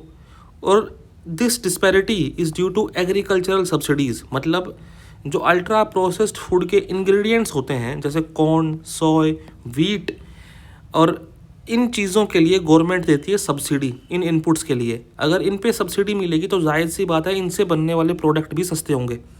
साथ साथ के में हद तो ये हो गई कि स्कूल प्रोग्राम्स में भी प्रोसेस्ड फूड खिलाए जा रहे हैं। 2024 के global survey of school meal programme के हिसाब से 4 में से 1 स्कूल के मील प्रोग्राम जो था it is serving processed meat. बहुत से जो हैं स्वीट्स ऑफर कर रहे हैं, डीप फ्राइड फूड्स ऑफर कर रहे हैं और शुगरी ड्रिंक्स ऑफर कर रहे हैं। साथ ही साथ जो बच्चे हैं वो हो गए हैं फ़ोन के दीवाने, पबजी के दीवाने। ये फिज़िकल एक्टिविटी करके बिल्कुल खुश नहीं है, इनका मन है कि घर में बैठे रहें, आराम से रील स्क्रॉल करें। ठीक है, तो क्या मजाक कर रहा हूँ, जोक्स अपार्ट, फिज़िकल इनएक्टिविटी बढ़ गई है। यहाँ पे लैक ऑफ ओपन स्पेस है। एग्जाम में लिख के नहीं आओगे कि तुम यार कि पबजी खेल रहे हैं, घर में पड़े रहते हैं, रील स्क्रॉल करते हैं। हम एग्जाम में लिख के आएंगे कि ओपन स्पेस नहीं है भाई। ओपन स्पेस नहीं तो बच्चे खेलेंगे कहाँ पे। मोड्स ऑफ ट्रांसपोर्ट चेंज हो गए हैं, बच्चे अब सीधा स्कूटी हाथ में पकड़ लेते हैं इंस्टेड ऑफ साइकिल। अर्बनाइजेशन बढ़ गया है, ये सब चीज़ें। फिर क्या रहा है कि जेनेटिक वेरिएशन आ गया भाई, जेनेटिक डिसऑर्डर आ गया है। कुछ केसेस के अंदर ओबेसिटी जो है या फिर मोटापा is a disease by the genetic variants. हमारी पॉलिसीज़ अच्छी नहीं है। हम सिर्फ 7% ऐसे प्रोडक्ट्स हैं जिनके ऊपर मैंडेटरी लिखा हुआ है कि इसके अंदर इतना न्यूट्रिशन है। मतलब अगर आप चटाचट खा रहे हो तो चटाचट के सामने लिखा होना चाहिए कि भाई मेरे को खाने से इसके अंदर इतना न्यूट्रिशन मिलेगा, इतना ये मिलेगा। लेकिन सिर्फ 7% चीज़ें ही ऐसी हैं जो ऐसा मेंशन कर रही हैं। और only 8% have food subsidies for healthy foods. Healthy foods के लिए तो सब्सिडी ही मात्र 8% में है। अब इसका इम्पैक्ट क्या होगा, impact of rising childhood obesity. अब भाई double burden of mall nutrition. पहले तो न्यूट्रिशियस फूड नहीं खा रहे थे, अब जो ये है गंदा फूड और खा रहे हैं, प्रोसेस्ड फूड और खा रहे हैं। तो मतलब एक तो ओवरवेट, ऊपर से न्यूट्रिशन, एक तो कोड, ऊपर से खुजली। ठीक, अब कह रहे हैं कि higher risk of non communicable disease. जो चिल्ड्रन और एडोलोसेंट हैं जो ओवरवेट और ओबीज हो चुके हैं, इनके पर ये they are at higher risk of developing this non communicable disease. कौन कौन सी नॉन कम्युनिकेबल डिजीज़ आगे जाकर डेवलप हो सकती हैं, जैसे type 2 diabetes, cardiovascular disease, musculoskeletal disorder. तो ये चीज़ें हो सकती हैं यार, अगर तुम्हारे पास ज़्यादा मोटापा है और तुम न्यूट्रिशियस फूड नहीं खा रहे, तो these may be the risk. National economic cost. What is the national economic cost? अरे मैं कह रहा हूँ कि यार मेरे कंट्री के अंदर आज बच्चे बहुत ज़्यादा मोटे हैं, they are not able to do some physical work. अगर मैं इनको कुछ प्रोडक्टिव काम करने को कहूँगा जिसमें फिजिकल एक्टिविटी इन्वॉल्व होगी, तो ये काम ही नहीं कर पाएंगे यार। ठीक है, चाइल्डहुड ओबेसिटी की वजह से हेल्थ केयर की कॉस्ट बढ़ जाएगी, और हेल्थ केयर की कॉस्ट बढ़ेगी, साथ साथ में वर्क फोर्स की प्रोडक्टिविटी भी गिर जाएगी। तो it is national economic cost के ऊपर भी अपने पास ये असर डाल रहा है। फिर global obesity cost projected surpassing, कुछ नहीं है, इसको मत याद करो, ये ऐसे इतने फालतू के डेटा याद नहीं करेंगे। फिर कह रहे हैं कि मेंटल हेल्थ के अंदर चैलेंज है। ओवरवेट और ओबेसिटी की वजह से low self esteem, anxiety, depression among children and adolescents. अब गवर्नमेंट कह रही है कि यार मैं तुमको एक आधी चीज़ बताती हूँ, ऐसा करते हैं कि पोषण अभियान चालू कर देते हैं। ठीक है, पोषण अभियान के अंदर हम लोग बच्चों को, एडोलेसेंट गर्ल्स को और मदर्स को न्यूट्रिशियस फूड देंगे। ठीक, फिर कह रहा हूँ कि ईट राइट इंडिया मूवमेंट, एक मूवमेंट और चालू कर रही है गवर्नमेंट की, ईट राइट इंडिया मूवमेंट। भाई इंडिया राइट खा ले यार, जो सही सही है वो खा ले भाई, ताकि सेफ, हेल्दी और सस्टेनेबल फूड जो है वो पहुंच सके। कैसे पहुंचाएंगे लोग, कैसे खाएंगे सेफ, हेल्दी और सस्टेनेबल फूड? बताया जाएगा कि कंज्यूमर यार ये जो चीज़ें हैं तुम खा रहे हो ना, ये बर्गर, पिज़्ज़ा, ये जो चीज़ें हैं ये ठीक नहीं है। सप्लाई साइड प्रोग्राम्स के अंदर अपन चेंज करेंगे, स्कूल में इंटरवेंशंस करेंगे। ठीक है, बच्चों को बताएंगे कि जो तुम रात को जो शाम को जाके खड़े हो जाते हो ना यहाँ पे मोमो के ठेले के ऊपर, वो ठीक नहीं है भाई। आज से थोड़ा कम कैंपेन, मतलब आज से थोड़ा कम खाना है। नेशन वाइड कैंपेन चालू कर दिया अपन ने, ताकि रिडक्शन हो सके फैट, शुगर और सॉल्ट इनटेक के अंदर। फिर कह रहा है रुको रुको रुको, सुनो मेरी बात। हम लोग जो कुकिंग ऑयल है जिसको हमने एक बार यूज़ कर लिया है, उसको कुकिंग की जगह अब किसी और चीज़ में यूज़ करेंगे, उसका रीपर्पज़ किसी और पर्पज़ के लिए यूज़ करेंगे। दोबारा सुनो, कुकिंग ऑयल है जिसको हमने यूज़ कर लिया है, उसको रीपर्पज़ मतलब किसी और पर्पज़ के लिए यूज़ करेंगे। अगर आप समोसे खाने जाते हो, उसकी कढ़ाई के अंदर तेल है, उसने समोसे तल लिए हैं, तो ये तेल यूज़ हो चुका है। अब गवर्नमेंट कह रही है इस यूज्ड तेल को भाई किसी और पर्पज़ में यूज़ करेंगे यार। जैसे उससे हम लोग बनाएंगे बायोडीज़ल, उससे हम लोग बनाएंगे साबुन। ठीक, फिर कह रहा है कि global policy actions, global level पे क्या क्या एक्शंस लिए जा चुके हैं। WHO और यूनिसेफ के कुछ फ्रेमवर्क्स हैं, जैसे सपोर्टिव स्कूल एनवायरनमेंट होना चाहिए, शुगरी ड्रिंक्स के ऊपर टैक्सेशन होना चाहिए, कोल्ड ड्रिंक पे अभी 40% टैक्स लग चुका है गाइस। फूड मार्केटिंग के पे रेगुलेशंस होना चाहिए। ऐसे मत कहो कि खाओ किंडर जॉय और भाई साहब तुम में ताकत आ जाएगी और ये वो, ऐसा मत करो। ठीक, मतलब इसका मतलब यही हुआ ना कि फूड मार्केटिंग पे रेगुलेशंस होने चाहिए। और साथ साथ में national surveillance of childhood obesity trends. हमारा सस्टेनेबल डेवलपमेंट टारगेट 3.4 याद रखना है। सस्टेनेबल डेवलपमेंट टारगेट 3.4 ये फोकस करता है कि प्री मैच्योर मोर्टेलिटी ना हो, उम्र से पहले इंसान ना मर जाए because of non communicable disease. ठीक, तो highlighting child obesity as a की इंटरवेंशन एरिया। फिर कह रहा है कि हमको और क्या करना चाहिए, हमने ये चीज़ें तो कर ली, ये चीज़ें तो हो गई। ठीक है, अब हमको आगे क्या करना चाहिए, हमको न्यूट्रिशियस फूड और प्रमोट करने चाहिए। न्यूट्रिशियस फूड जो है वो अफोर्डेबल होने चाहिए। अभी गवर्नमेंट अगर 8% न्यूट्रिशियस फूड पे सब्सिडी दे रही है, तो और ज़्यादा पे दो ना यार। तो through social transfer, food cash vouchers, ताकि लोकल फूड सिस्टम जो है स्ट्रेंथन हो सके। फिर कह रहा है कि प्रोटेक्ट ब्रेस्ट फीडिंग इम्प्लीमेंट करो। देखो क्या हो रहा है कि मार्केट में ऐसे ऐसे एडवर्टाइजमेंट आते हैं कि माँ के दूध की जगह ये वाला पाउडर खिला दो। ठीक है, ब्रेस्ट फीडिंग की जगह ये वाला पाउडर खिला दो। ठीक है, तो लेकिन इसकी जगह आप क्या करेंगे, हम international code on marketing of breast milk substitutes including restriction on digital marketing. जो ब्रेस्ट मिल्क के सब्सटीट्यूट हैं, जो अलग अलग पाउडर आते हैं, उनकी मार्केटिंग के लिए एक कोड बनाया जाए कि भाई तुम ज़बरदस्ती इस तरीके से मार्केट मत करो कि जो ये प्रोडक्ट्स हैं, ये जो पाउडर हैं, ये ब्रेस्ट मिल्क से ज़्यादा अच्छे हैं। फिर कह रहे हैं कि लीगल मेजर्स का क्या लेने हैं अपने को, रूल्स बनाएंगे मार्केटिंग पे, लेबलिंग पे, टैक्सेशन पे, किस चीज़ के लिए, अनहेल्दी और अल्ट्रा प्रोसेस्ड फूड्स के लिए ये रूल बना रहे हैं अपन। ठीक, एग्जाम्पल 40% GST लगा दिया अपन ने कार्बोनेटेड ड्रिंक्स के ऊपर। फिर कह रहा है फिजिकल एक्टिविटी बढ़ाओ भाई, घर में मत पड़े रहो, बाहर निकलो। ठीक है, बच्चे आजकल फिजिकल एक्टिविटी के नाम पे स्केट चलाते हैं, स्केटिंग करते हैं, तो वो भी ठीक है, लेकिन भाई कुछ फिजिकल एक्टिविटी करो, एक्टिव लाइफस्टाइल के अंदर आओ, जैसे फिट इंडिया मूवमेंट, खेलो इंडिया। फिर कह रहा है पब्लिक अवेयरनेस मांगता है अपने को, फैमिलीज़ को एजुकेट करो, कम्युनिटीज़ को एजुकेट करो कि अच्छा खाया करो यार, क्या ये तुम घर पे जंक फूड वगैरह खाते रहते हो, फिजिकल एक्टिविटी जो है ये भी बढ़ाओ। फिर the next article is sexual harassment of women at work place. ठीक है, इसको वर्क प्लेस पे वुमेन के सेक्सुअल हरासमेंट को प्रिवेंट, प्रोहिबिशन और रिड्रेस करने के लिए एक्ट आया। इसको शॉर्ट फॉर्म में हम लोग बोलते हैं पोश एक्ट। ठीक है, prevention of sexual harassment act. Supreme court ने अभी अभी ये कहा है कि जो पॉलिटिकल पार्टीज़ हैं उनको वर्क प्लेस नहीं माना जाएगा, मतलब political parties are not covered under the POSH act. ठीक, अब हम थोड़ा पोश एक्ट के बारे में देख लेते हैं, क्या 2013 के अंदर आया था ये, इसके बारे में बात कर लेते हैं। शुरू में हमारे पास इस टाइप का कोई एक्ट नहीं था, तो उस चीज़ को ठीक करने के लिए, वर्क प्लेस पे इस चीज़ को इस इशू को ठीक करने के लिए जुडिशरी ने एक दिया था जजमेंट, और इस जजमेंट का नाम बताया विशाखा जजमेंट 1997। जब तक जो पोश एक्ट है ये नहीं आया, तब तक विशाखा जजमेंट जो है वो सारा चीज़ें इस टाइप की चीज़ संभाल रहा था। ठीक है, अब ये पोश एक्ट क्या कहता है, ये सारे के सारे वर्क प्लेस पे एप्लीकेबल है, चाहे वो गवर्नमेंट वर्क प्लेस हो, चाहे वो प्राइवेट सेक्टर का वर्क प्लेस हो, चाहे NGO, चाहे एजुकेशनल इंस्टीट्यूशंस का हो, हॉस्पिटल्स भी कवर्ड हैं, स्पोर्ट्स फैसिलिटीज़ भी कवर्ड हैं, और तो और इसके अंदर डोमेस्टिक वर्कर्स भी कवर्ड हैं।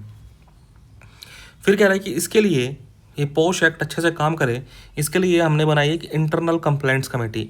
एक इंटरनल कंप्लेंट्स कमेटी नहीं है ये कह रहा है कि ऐसे वर्क प्लेस, ऐसा हर वर्क प्लेस जिसके अंदर 10 या 10 से ज़्यादा एम्प्लॉयज़ हैं, वहाँ पे we have to make a mandatory internal complaints committee. और इस कंप्लेंट्स कमेटी के कम से कम जो 50% मेंबर हैं वो होंगे क्या कहते हैं विमेन, और इसके जो प्रिजाइडिंग ऑफिसर हैं, इट विल ऑल्सो बी ही और शी, मतलब प्रिजाइडिंग ऑफिसर भी विमेन होगी। ठीक, दोबारा सुन लो कि इस ICC के जो कमेटी बन रही है ICC, इसकी मैं बात करूं तो इसके अंदर 50% मेंबर्स आर द विमेन, और इसके presiding officer is also women. फिर we have local complaints committee. Local complaints committee मतलब लोकल लेवल पे बनेगी। ये उन जगहों के कंप्लेंट्स देखेगी जहाँ पे 10 से कम एम्प्लॉयड हैं। हर डिस्ट्रिक्ट में हमने बना दी। अब ये वहाँ के कंप्लेंट्स डील करेगी जहाँ जिस वर्क प्लेस पे 10 से कम एम्प्लॉयड हैं। ठीक है, लेट अस अज्यूम तुमने एक बिजनेस चालू कर रखा है, वहाँ पे 10 से कम एम्प्लॉयज़ हैं, तो वहाँ पे तुमको इंटरनल कंप्लेंट्स कमेटी नहीं बनानी, और जहाँ पे 10 से कम एम्प्लॉयज़ हैं, यहाँ की जो विमेन हैं उनको अगर कोई ग्रीवांस है तो वो यहाँ जाएंगी लोकल कंप्लेंट्स कमेटी में। फिर क्या रहेगी, कंप्लेंट जो है वो 3 महीने के अंदर अंदर तुमको करवानी पड़ेगी भाई। जब इंसिडेंट हुआ, जब तुम्हारे साथ कोई चीज़ हुई, उसके 3 महीने के अंदर अंदर तुमको कंप्लेंट करवानी पड़ेगी if there is any case of the harassment. उसके अलावा कह रहा है कि ये सारी की सारी जो इंक्वायरी है ये 90 डेज़ में कंप्लीट हो जाएगी। फिर द नेक्स्ट आर्टिकल इज स्वस्थ नारी सशक्त परिवार, मतलब अगर जो नारी है वो स्वस्थ है तो हमारा जो परिवार है वो बहुत स्ट्रॉन्ग होएगा। स्वस्थ नारी सशक्त परिवार अभियान चलाया गया है। मिस्टर प्राइम मिनिस्टर, हमारे जो प्राइम मिनिस्टर साहब हैं, उन्होंने लॉन्च किया है स्वस्थ नारी सशक्त परिवार अभियान। ये तो चीज़ें एक बार पढ़ते दिमाग में आ जाएंगी यार, मतलब कि ना प्यारा नाम है, देखो ये क्या बढ़िया अभियान का नाम, देखो क्या मस्त रखा है इन्होंने। अब इस स्वस्थ नारी सशक्त अभियान के बारे में हम लोग बात कर लेते हैं। अभियान जो है ये क्या करेगा, ये ऑर्गेनाइज़ करेगा अराउंड 1 लाख हेल्थ कैंप्स, और इन 1 लाख हेल्थ कैंप्स में विमेन को किस चीज़ के लिए देखा जाएगा कि उसको एनीमिया है कि नहीं है, विमेन के हाइपरटेंशन तो नहीं है, डायबिटीज़ तो नहीं है, इन सभी चीज़ों का, कैंसर वैंसर जैसी चीज़ों का बेसिकली स्क्रीनिंग होगी। साथ ही साथ में इम्यूनाइजेशन और न्यूट्रिशन पे भी ध्यान दिया जाएगा, ताकि it will reduce the maternal and child mortality. Simple बात, इसमें तो कोई इशू नहीं होना चाहिए। उसके अलावा ये कह रहा है कि it is an effort of ministry of the health and family welfare plus ministry of the women and child development, ये दोनों मिलकर काम कर रहे हैं। फिर कह रहा है कि इसकी तकनीक की बात करें तो इसके लिए हमने बनाया सशक्त पोर्टल, और सशक्त पोर्टल जो है जितनी भी प्रोग्रेस हो रही है इस अभियान के अंडर उसको उस प्रोग्रेस को ट्रैक करेगा, और साथ साथ में यह इंश्योर करेगा कि हाँ भाई जहाँ पे ये कैंप वैम्प बन रहे हैं वहाँ पे लोग अकाउंटेबल हैं तो ठीक है। साथ साथ में कम्युनिटी का क्या रोल रहेगा, आंगनवाड़ीज़ का यूज़ करेंगे इसके अंदर हम लोग, इसमें निक्षय मित्राज का यूज़ करेंगे, ठीक है। प्राइवेट हॉस्पिटल्स भी इसमें इन्वॉल्व होंगे, सभी पार्टिसिपेट करेंगे इसके अंदर। फिर आ रहा है नेक्स्ट आर्टिकल क्या कहता है कि progress on sustainable development of goals, मतलब भाई सस्टेनेबल डेवलपमेंट गोल ने क्या प्रोग्रेस की है, किस फील्ड के अंदर, जेंडर इक्वलिटी के फील्ड के अंदर, ठीक। चलो देखते हैं, ये जॉइंटली रिलीज़ किया गया है UN women and UN Desa. क्या कह रहा है कि जो ये स्नैपशॉट है इसको रिलीज़ किया गया है by the UN women and UN Desa. UN Desa की फुल फॉर्म है department of economic and social affairs. ये कह रहा है कि हम लोग ग्लोबल लेवल पे जेंडर इक्वलिटी की क्या स्टेट है इसका ओवरव्यू कर रहे हैं, ठीक। ग्लोबल लेवल पे जेंडर इक्वलिटी की क्या स्टेट है इसका ओवरव्यू कर रहे हैं, और ओवरव्यू कैसे करेंगे कि 17 जो सस्टेनेबल डेवलपमेंट गोल हैं उसमें विमेन कहाँ पे हैं। 17 SDGs के अंदर विमेन जो हैं वो सही तो हैं। अगर मैं पॉवर्टी की बात कर रहा हूँ तो उसमें ये देखो कि हाँ भाई जो विमेन हैं उनकी पॉवर्टी कम हो रही कि नहीं हो रही as compare to male counterpart. तो पहले एक एक करके देखते हैं कि इस रिपोर्ट ने क्या कहा। ये पहली बात करेगी पॉवर्टी और फूड सिक्योरिटी के बारे में। ये कह रहा है कि 376 वुमेन जो है वो एक्सट्रीम पॉवर्टी में है, मतलब 9.2% women is in extreme poverty. Anaemia की बात कह रहा है कि 33% जो है बढ़ जाएगा 2030 के अंदर एनीमिया। तो this is a very wrong situation, this is not a good situation. फिर कह रहा है हेल्थ की बात करें तो मैटरनल मोर्टेलिटी जो है वो डिक्रीज़ हो गई है, ठीक। उसके अलावा वुमेन आर लेकिन विमेन जो है मैन से 3 साल ज़्यादा पूर हेल्थ में स्पेंड करती है।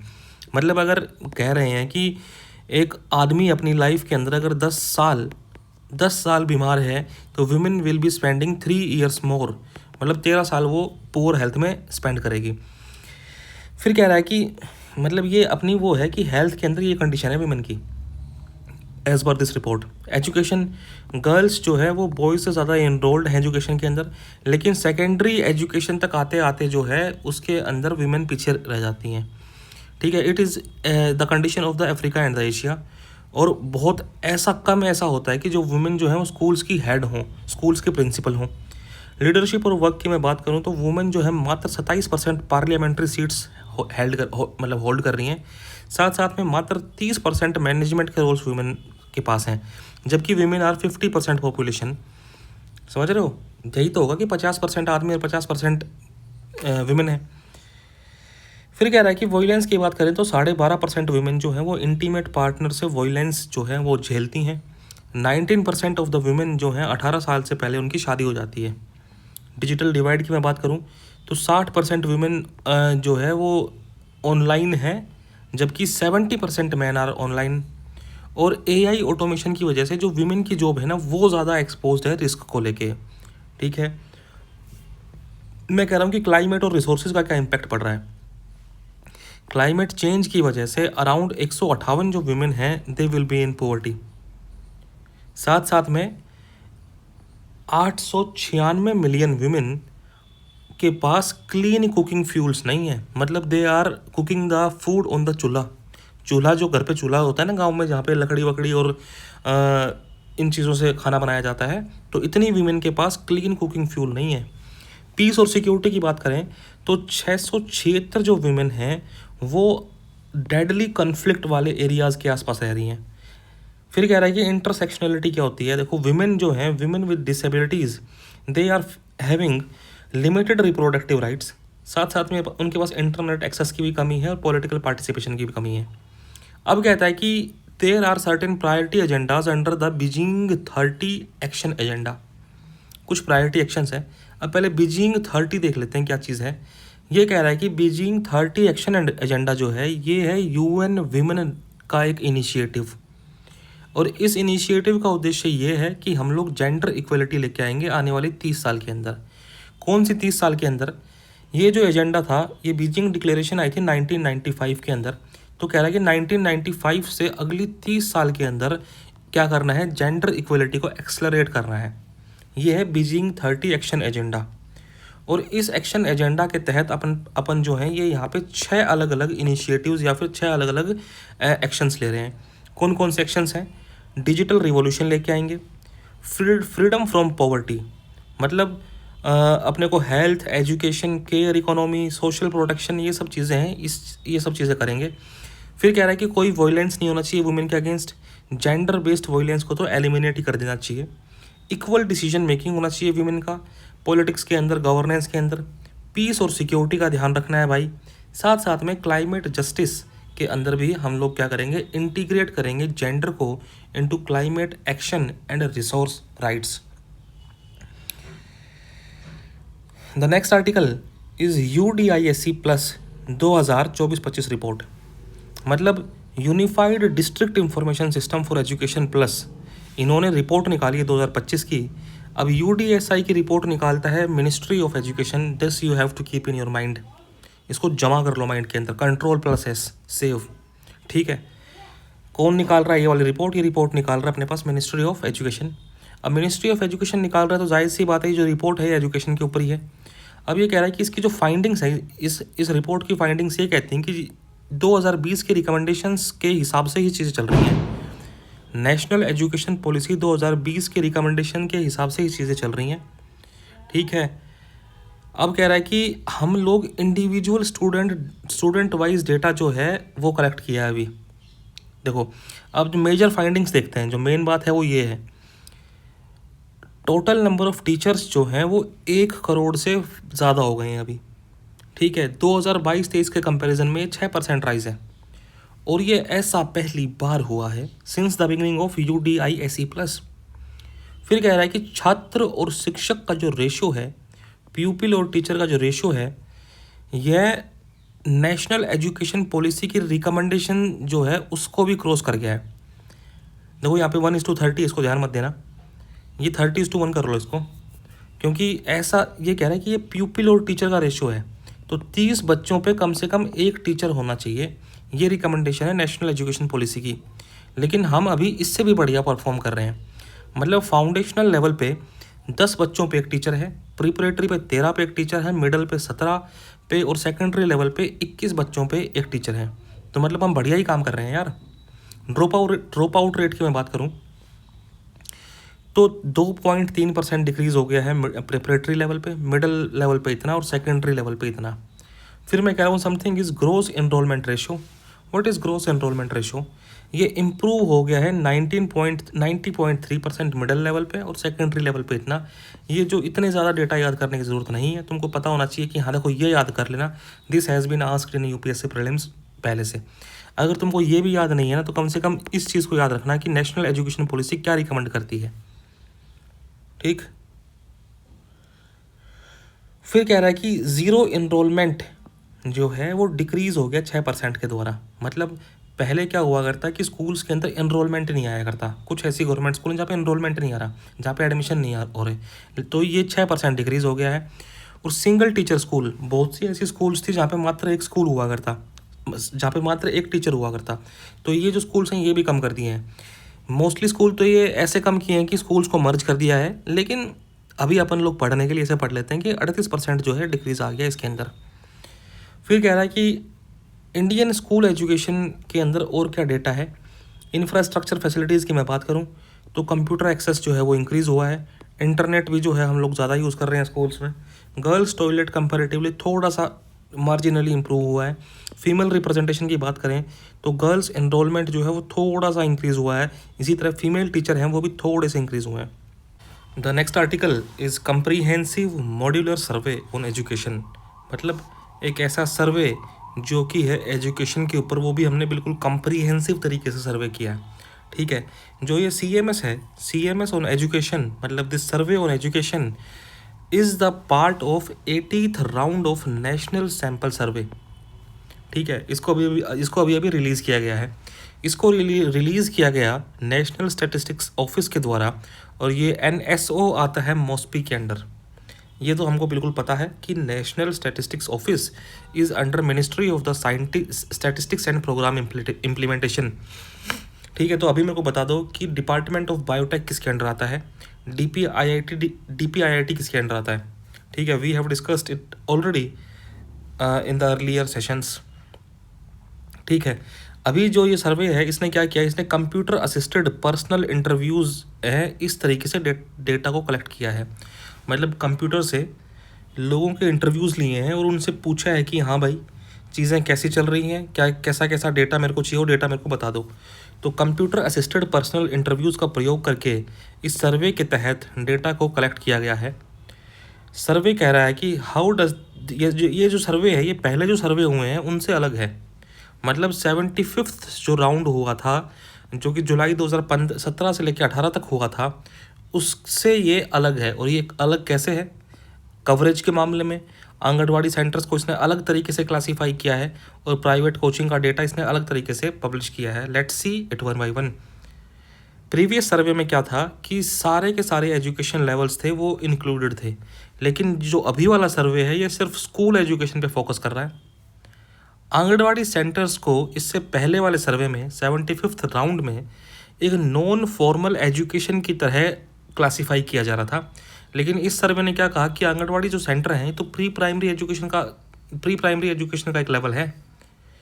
फिर कह रहा है कि प्राइवेट कोचिंग, 75th राउंड ने जैसे भी प्राइवेट कोचिंग को क्लासीफाई किया, लेकिन जो अभी वाला जो सर्वे है इसने अलग से प्राइवेट कोचिंग के डेटा को कलेक्ट किया और प्रेजेंट किया कि हाँ भाई स्कूल एजुकेशन में इतना पैसा लग रहा है और प्राइवेट कोचिंग में इतना पैसा लग रहा है। मतलब कि जो people are spending this much on the school education and this much on private education, इसने अलग अलग क्लासीफाई किया है, पहले ऐसा नहीं हुआ करता। अब कह रहा है कि what are the key highlights of the survey. Government का क्या रोल है एजुकेशन में, इसकी बात करता है। पहले कह रहा है कि गवर्नमेंट स्कूल्स जो हैं उसके अंदर 55.99% इनरोलमेंट होते हैं। अगर देश के अंदर 100 बच्चे पढ़ रहे हैं तो उसमें से 55.99% बच्चे are in the government schools. और रूरल एरिया की बात करें तो 66% ऑफ द रूरल जो है वो जा रहा है गवर्नमेंट स्कूल में, और अर्बन एरिया का 30% बालक जा रहा है गवर्नमेंट स्कूल में। मतलब गांव के ज़्यादा बच्चे कहाँ जा रहे हैं, गवर्नमेंट स्कूल के अंदर। अब मैं कह रहा हूँ कि प्राइवेट स्कूल के अंदर कितने बच्चे पढ़ रहे हैं। जो प्राइवेट अनएडेड स्कूल्स हैं, अनएडेड का मतलब जिसमें गवर्नमेंट कोई पैसा नहीं दे रही, जिसमें गवर्नमेंट कोई सपोर्ट नहीं कर रही, तो प्राइवेट वाले स्कूल्स के अंदर 31.9% बच्चे जा रहे हैं पूरे देश के। ठीक, फिर मैं कह रहा हूँ कि प्राइवेट कोचिंग का क्या दबदबा है, प्राइवेट कोचिंग का क्या प्रेवलेंस है। 27% स्टूडेंट जो है वो जाते हैं प्राइवेट कोचिंग के under. Private coaching urban areas में ज़्यादा प्रेवलेंट है compare to rural area. Urban area के 30% बच्चे जा रहे हैं प्राइवेट कोचिंग में, गांव के 25% जा रहे हैं प्राइवेट कोचिंग के अंदर।